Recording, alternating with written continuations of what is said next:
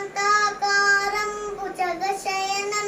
पद्मनाभं सुरेशं विश्वाधारं गगनसदृशं मेघवर्णं शुभांगं लक्ष्मीकान्तं कमलनयनं योगिभिर्ध्यानगम्यं वन्दे विष्णुं भवभयहरं सर्वलोकहितनाथं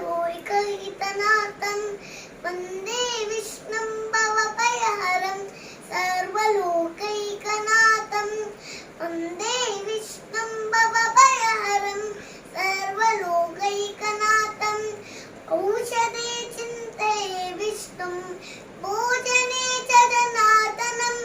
शयने पद्मनाभं च विवाहे च प्रजापतिं युद्धे चक्रधरं देवं प्रवासे च त्रिविक्रमं नारायणं तनुद्यावे श्रीधरं प्रियसङ्गमे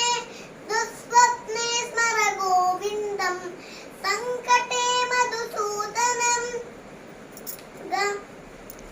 कानने नारसिंहं च पावके चलशायिनं जलमध्ये वराहं च पर्वते रघुनन्दनं गमने वामनं चैव सर्वकारेषु माधवं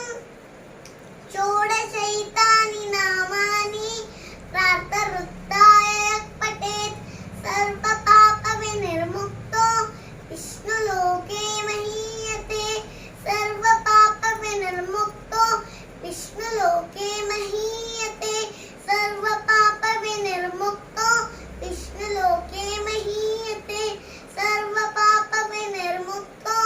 विष्णुलोके महीयते यानि कानि च पापानि जन्मान्तरकृतानि च